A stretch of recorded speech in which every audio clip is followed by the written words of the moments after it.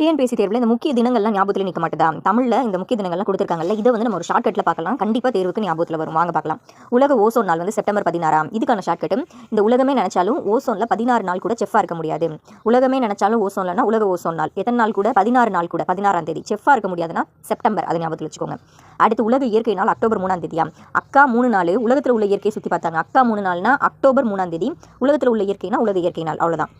அடுத்து உலக வனவிலங்கு நாள் அக்டோபர் 6. அக்கா உலகத்தை சுற்றி பார்க்கும்போது 6க்கு பக்கத்தில் வனவிலங்கு பார்த்தாங்க.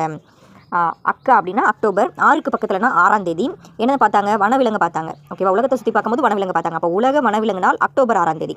அடுத்து உலக இயற்கை சீரழிவு தடுப்பு நாள் அக்டோபர் 5.